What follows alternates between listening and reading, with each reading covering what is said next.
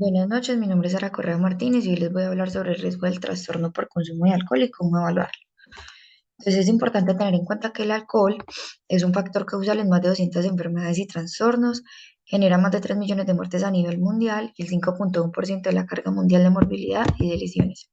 Específicamente en Colombia, el 84% de las personas entre 2 y 65 años dicen haber consumido al menos alguna vez en su vida una bebida alcohólica.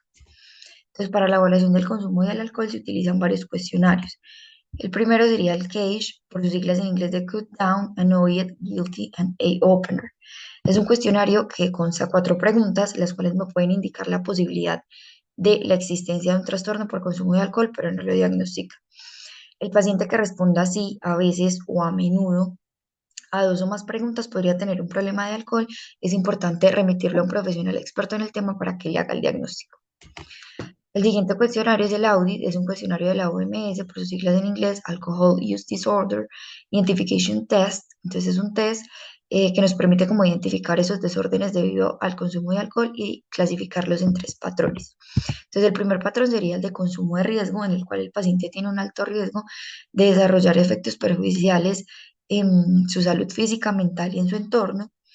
El consumo perjudicial sería ya cuando el paciente tiene como esos efectos negativos y el dependiente al alcohol. Entonces el audit es un cuestionario que tiene 10 preguntas.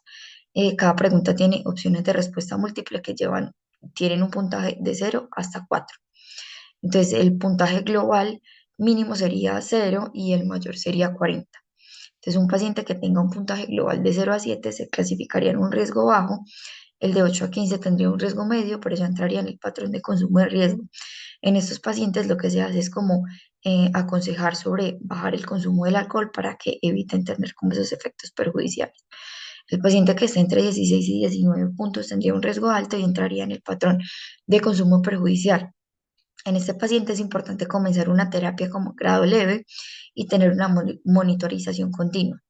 Y el paciente que tenga un puntaje de 20 a 40 tiene una alta probabilidad de tener una adicción, por lo que debe ser remitido a un profesional experto en el tema que le realice el diagnóstico y de igual manera el tratamiento. Ahí están como las 10 preguntas del audit y las opciones de respuesta que tienen con su puntaje.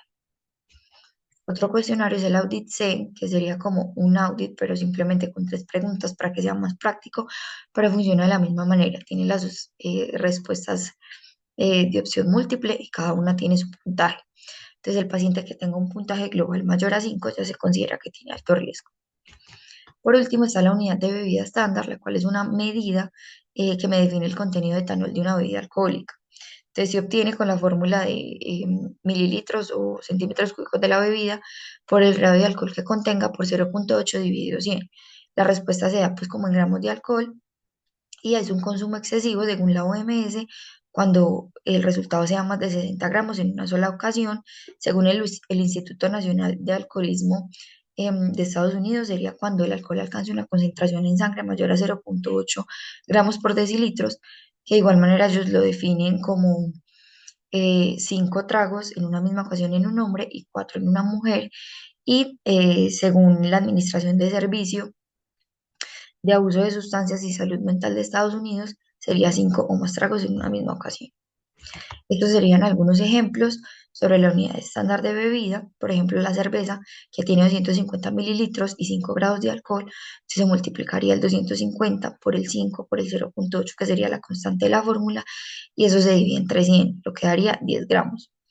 En el caso del vino, entonces serían 750 mililitros por 10, que serían los grados de alcohol que tiene, por 0,8 dividido 100 sería 60. Y en el caso del whisky, subiría pues como a 40 grados de alcohol y me daría 240 gramos. Muchas gracias, espero que les sirva.